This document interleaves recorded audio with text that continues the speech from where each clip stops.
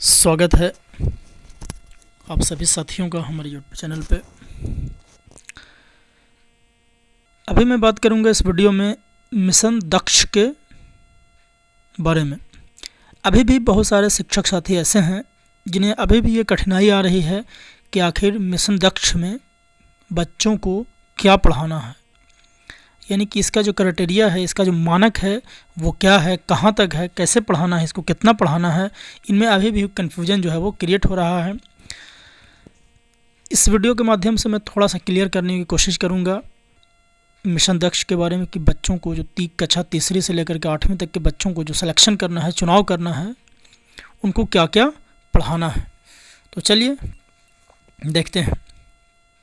कहता है मिशन दक्ष, ये जो है वो बच्चों को प्रमाण पत्र दिया जाएगा। इस तरह से जब उनका प्रोग्राम जो है वो कंप्लीट हो जाएगा तब का ये है कि हर प्रत्येक बच्चे को एक प्रमाण पत्र दिया जाएगा।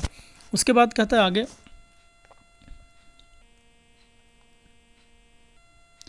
कहता है ध्येय है, प्रारंभ है, समाप्ति है और कवरेज है। यानी कि 10वीं कक्षा तक ड्रॉप आउट रेट को नगण्य करना इसका ध्येय है। कब से प्रारंभ हुआ है? ये 1 दिसंबर 2023 से प्रारंभ है। समाप्ति कब तक है? जब तक मिशन का ध्येय प्राप्त ना हो जाए, यानी कि जब तक इसका जो लक्ष्य है उसकी प्राप्ति ना हो जाए तब तक ये समाप्त नहीं होगा। कवरेज क्या है? कक्षा 3 से कक्षा 8 तक के विद्यार्थियों को कवर कर लेना है। यानी कि कक्षा 3 से कक्षा 8 के विद्यार्थियों को अगर उनके बैकबोन को सही कर दिया जाए, जो उनका जो मानक है कक्षा के हिसाब से कि इतना उनको आना चाहिए, अगर उनके बेस को तैयार कर दिया जाए तो जाहिर सी बात है कि इनका जो ध्येय है 10वीं कक्षा तक ड्रॉप आउट रेट जो है वो आसानी से है जो वो नगण्य हो सकता है।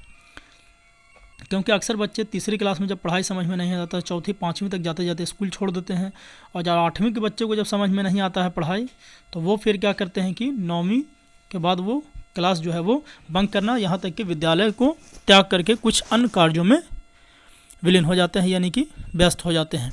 तो चलिए देखते हैं। कहता है मिशन के क्रियान्वयन के निम्नलिखित चरण होंगे, यानी कि चरणबद्ध तरीके से इसको बताया गया है कि पहले चरण में क्या करना है, दूसरे चरण में क्या करना है। कहता है पहला चरण, कहता है सभी प्रारंभिक विद्यालयों में कक्षा 3 से कक्षा 8 तक के ऐसे सभी विद्यार्थियों को चिन्हित करना है जो हिंदी के कुछ वाक्य धारा प्रवाह नहीं पढ़ एवं नहीं लिख सकते हैं, है ना। उसके बाद कहता है जो मौलिक गणित में समझ ना हो, जो मौलिक गणित में समझ ना हो। मौलिक गणित की यानी कि गणित की जो कुछ नियम है, थोड़ा बहुत जोड़ घटाव, स्थानीय मान, इकाई दहाई, यानी इन सब चीज़ों को अगर वो नहीं पहचान पाते तो उनका भी चुनाव करना है। उसके बाद कहता है अंग्रेजी वर्णमाला की जानकारी का अभाव हो, यानी कि अंग्रेजी की वर्णमाला की जानकारी का अभाव, यानी कि अंग्रेजी में जो है उनके वर्णमाला ए से जेड तक के उनको बता देना है, कॉन्सोनेंट वोवेल बता देना है, ये बहुत है इतना।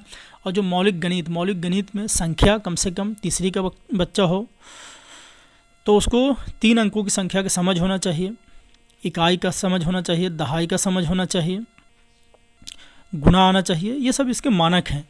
उसके बाद कहता है द्वितीय चरण, कहता है सभी प्रारंभिक विद्यालयों में विद्यालय गतिविधि समाप्त होने के पश्चात अपराह्न 3 बजे के बाद अथवा भोजनावकाश के बाद इन छात्रों की विशेष कक्षाएं होनी चाहिए। यानी पहला चरण था, ये द्वितीय चरण है। सभी प्रारंभिक विद्यालयों में विद्यालय गतिविधि यानी कि जो विद्यालय नियमतः चलता है उसके सारे गतिविधि समाप्त होने के बाद अपराह्न 3 बजे के बाद अथवा भोजनावकाश के बाद इन छात्रों की विशेष कक्षाएँ होनी चाहिए। उसके बाद कहता है तृतीय चरण, कहता है अकादमिक सत्र 2023-24 की वार्षिक परीक्षा के पश्चात अलग से एक परीक्षा अप्रैल 2024 अथवा ग्रीष्मावकाश के दौरान ली जाएगी। यानी कि तृतीय चरण जो है वो अकादमिक सत्र 2023-24 की वार्षिक परीक्षा के बाद, यानी कि जो साधारण बच्चे हैं जो स्कूल में, जिनको ऐसा समझिए कि वैसे बच्चे जिनको मिशन दक्ष के लिए चयनित नहीं किया गया है, उनको उनकी जो परीक्षा है वो अकादमिक सत्र जैसे होते आ रहा है वैसे होगा। और जो बच्चे जिनको मिशन दक्ष में चुना गया है उन बच्चों का जो है वो कहता है कि ये विद्यालय में जो वार्षिक परीक्षा होता है उसके बाद में एक अलग से परीक्षा जो है वो अप्रैल 2024 अथवा ग्रीष्मावकाश के दौरान ली जाएगी, है ना। ये तृतीय चरण है। उसके बाद कहता है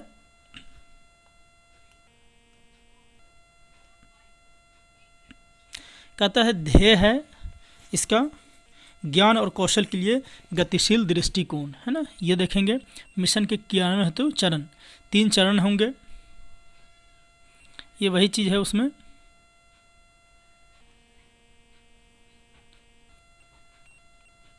ये जो परीक्षा है, ये परीक्षा जो है वो पीटीसी, डाइट, बाइट यानी कि ज़िला स्तर के जो प्रशिक्षण विद्यालय हैं, महाविद्यालय हैं, उन्हीं के स्तर पे जो ये परीक्षा का जो है वो आयोजन किया जाएगा। जितने भी चयनित बच्चे हैं जो मिशन दक्ष के लिए, उनका कहता है देखिए, मिशन दक्ष हेतु छात्रों को चिन्हित करने के पश्चात सभी प्रारंभिक विद्यालयों में क्रियान्वयन। कहता है विद्यालय गतिविधि समाप्त होने के पश्चात अपराह्न 3 बजे के बाद अथवा भोजन अवधि के बाद इन छात्रों की विषय कक्षाएं होनी हैं, जिनमें संबंधित विद्यालय के अध्यापक या शिक्षक उन्हें पढ़ाएंगे। कहते हैं ऐसे छात्रों के लिए यह अनुपात सुनिश्चित करना होगा कि एक अध्यापक या शिक्षक 5 से ज़्यादा छात्रों को नहीं पढ़ाएं, यानी कि एक बार 5-5, यानी कि एक स्कूल में 5 शिक्षक हैं तो ऐसे 25 बच्चों का चयन करें और कुछ बच्चे बच जाते हैं तो उनको अगले सेशन में फिर से अडॉप्ट कर लेना है। फिर कहता है माध्यमिक एवं उच्च माध्यमिक के शिक्षक भी अपने फीडर एरिया के प्रारंभिक विद्यालय में जाकर पढ़ाएं। ऐसा भी प्रावधान है कि आपके पोषक क्षेत्र में हाई स्कूल हैं तो हाई स्कूल के शिक्षक भी जो हैं वो अपने पोषक क्षेत्र के प्रारंभिक विद्यालयों में जाकर के पढ़ाएंगे। कहता है टोला सेवकों को भी 5 कमज़ोर विद्यार्थी सौंपे जाएं।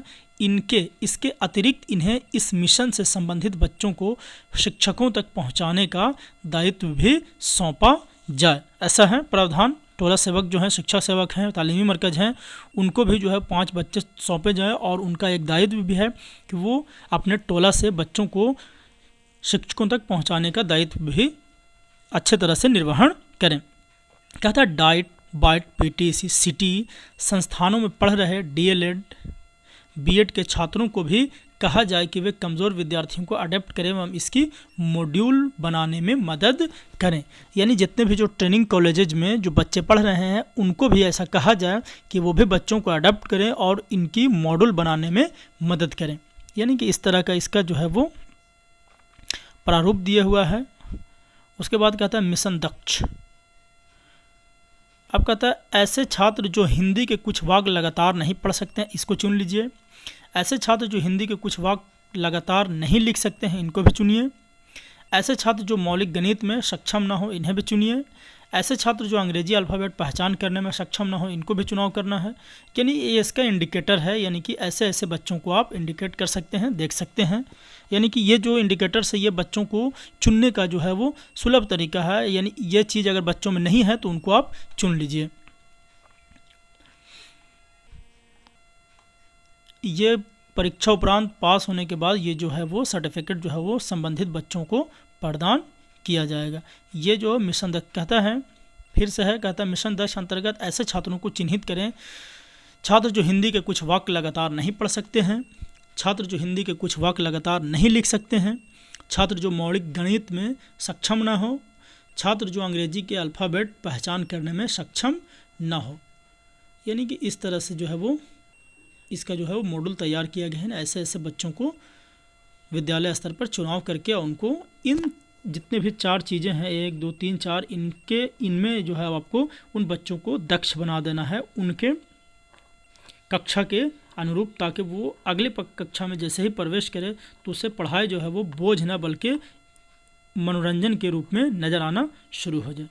चलिए फिर मिलते हैं एक नए वीडियो के साथ, तब तक के लिए दीजिए इजाज़त। एक छोटा सा रिक्वेस्ट है कि आप हमारे चैनल पर अगर नए हैं तो हमारे चैनल को सब्सक्राइब कर लीजिए। धन्यवाद।